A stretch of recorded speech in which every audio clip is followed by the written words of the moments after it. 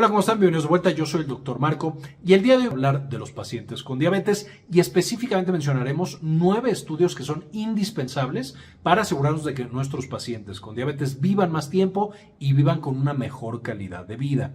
Es importante que estos 9 estudios se hagan al menos una vez al año y en algunas ocasiones se hagan varias veces en un año.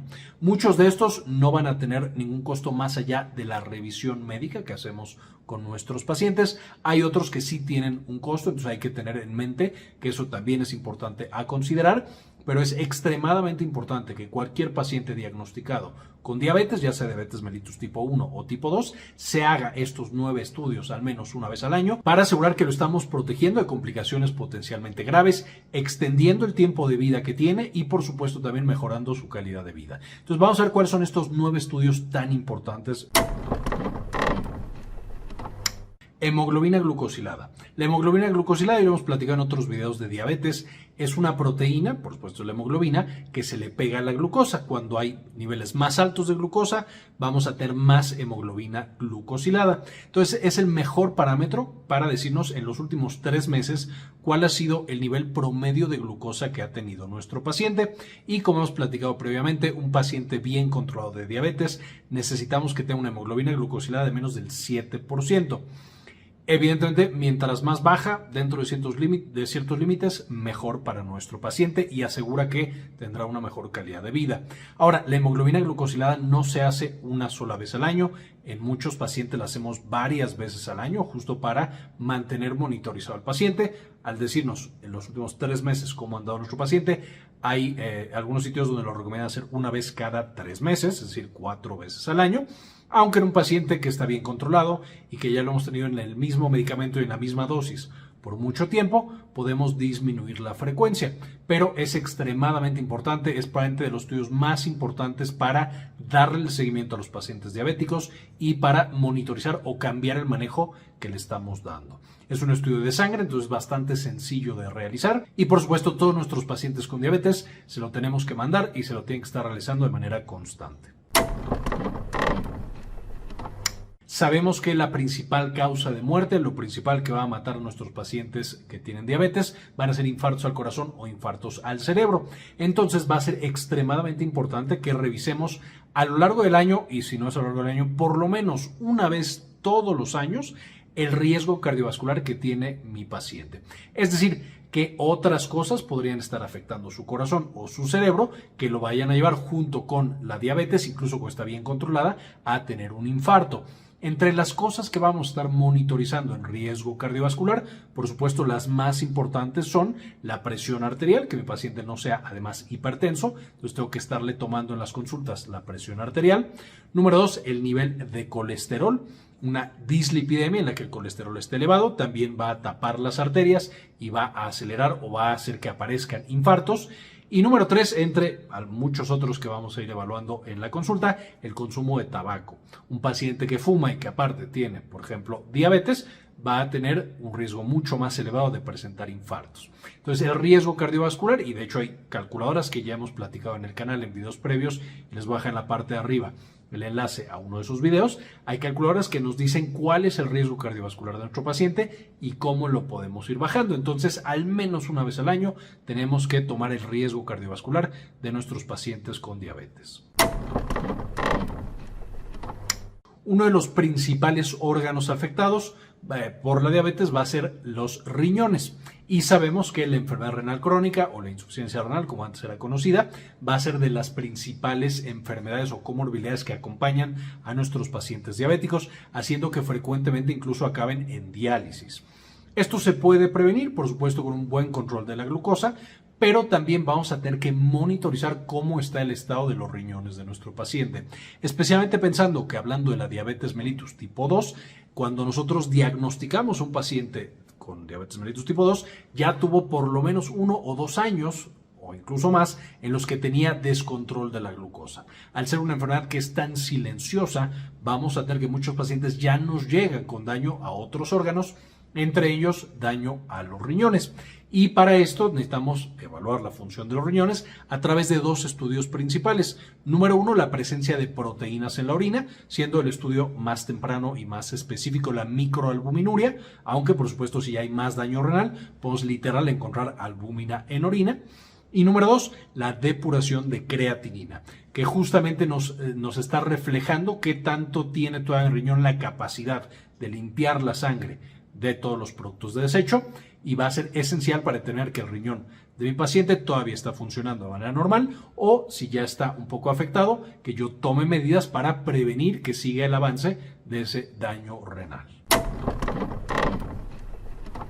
Revisión de nervios periféricos y, en un paciente un poco más avanzado, revisión de dolor.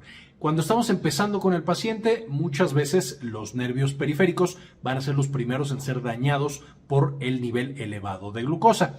Y aquí, por supuesto, tenemos que la aparición de la neuropatía diabética va a ser un evento frecuente, de nuevo, ya que va avanzando esta enfermedad. Y finalmente va a aparecer dolor debido a esta neuropatía diabética, además de debilidad, de mareo, de muchas otras cosas asociadas a la neuropatía diabética. Evidentemente, lo que nosotros tenemos que hacer es, de manera temprana, analizar estos nervios. Esto usualmente se hace simplemente con la exploración neurológica, revisando los pies, el caminar del paciente, puntos de sensibilidad, si siente en todos lados, y de nuevo después hablaremos un video de exploración neurológica específicamente de los pies y en general de los nervios periféricos de los pacientes diabéticos. Y si queremos hacer estudios mucho más puntuales, por supuesto podemos hacer unos potenciales somatosensoriales que nos dicen tal cual cómo están transmitiendo los nervios de mi paciente. Ahora, en un paciente más avanzado, como mencionábamos, tenemos que monitorizar el dolor, porque es un evento adverso o es una complicación frecuente de los pacientes diabéticos de larga evolución que no han tenido un control tan óptimo, y darle un manejo específico para esa neuropatía diabética. La revisión de los nervios en la exploración del paciente, tenemos que hacerlo prácticamente en todas las ocasiones. Estos otros estudios más avanzados se pueden hacer una sola vez al año. Habrá pacientes que ni siquiera lo requieran una vez al año, pero al menos la exploración sí la tenemos que hacer para monitorizar el bienestar de esos nervios periféricos de los pacientes con diabetes.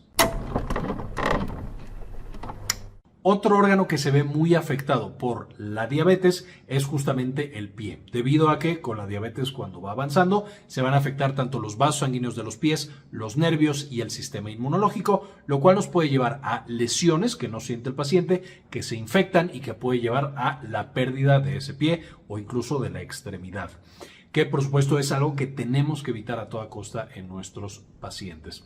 Entonces lo que tenemos que hacer es revisar ese pie, ver por supuesto que tenga sensibilidad, que no tenga ninguna lesión y también que no tenga ninguna deformidad o alteración anatómica, debido a que pueden aparecer otras cosas en los pacientes como pie de Charcot, que dificulta el caminar, que puede generar dolor al caminar y que aumenta también el riesgo de que aparezcan úlceras y por lo tanto infecciones y todas las demás complicaciones del pie diabético.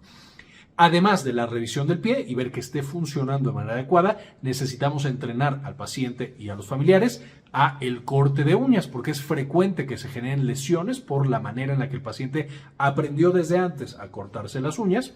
Y evidentemente cuando lo hace mal, ya con una neuropatía, ya con el sistema inmune comprometido, puede llevar a lesiones muy importantes, a pie diabético y de nuevo a todas estas complicaciones que estamos mencionando en los pies de nuestros pacientes con diabetes. Otro elemento frecuentemente olvidado en la revisión de nuestros pacientes es la salud mental. Cuando nosotros tenemos un paciente con una enfermedad crónica, especialmente si se trata de diabetes, con el paso del tiempo incrementa la frecuencia de patologías como la depresión y la ansiedad. Y no solamente hace que el paciente se sienta peor y por supuesto sea una mayor carga para el resto de su familia, o incluso que genere ansiedad y depresión también en los cuidadores, que a veces de pronto nos olvidamos que también requieren de nuestra atención y de nuestro cuidado.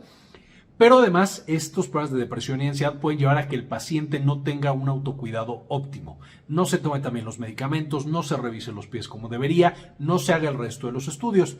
Eso hace indispensable que nosotros al menos le preguntemos al paciente o, de manera más intencionada, lo mandemos con un especialista en salud mental o al menos apliquemos los cuestionarios apropiados para determinar si nuestro paciente tiene algún caso de depresión, de ansiedad, y se le dé el tratamiento adecuado. De nuevo, esto va a mejorar su calidad de vida, la calidad de vida de los familiares y los cuidadores, y el autocuidado que tiene y el cuidado que está llevando de su enfermedad. Los ojos. Específicamente vamos a tener problemas de visión asociados a diabetes. Esto puede ser desde una retinopatía diabética hasta la formación de cataratas que llevan a la ceguera del paciente. Evidentemente, esto es un estudio un poco más avanzado. Un médico normal o persona de salud normal no hace una revisión del ojo tan completa. Entonces tenemos que por lo menos una vez al año asegurarnos de que nuestros pacientes acudan con el médico oftalmólogo, haga una dilatación de la pupila y revise tanto las partes anteriores del ojo como también la retina. Esto nos va a decir qué tanto daño hay justamente a las estructuras del ojo, qué tanto riesgo tiene nuestro paciente de quedar con problemas de visión o incluso llegar a la ceguera, y una vez más nos permite hacer cosas para prevenir el avance de esa patología o incluso corregirla, siendo un ejemplo clásico la cirugía de cataratas, que aparecen frecuentemente, como mencionaba, con la diabetes, pero que se puede cambiar justamente este cristalino y curar por completo la catarata asociada a diabetes mientras se encuentre pronto y se haga una intervención de manera oportuna. Entonces, la revisión al menos una vez al año por el médico oftalmólogo va a ser esencial en nuestros pacientes con diabetes.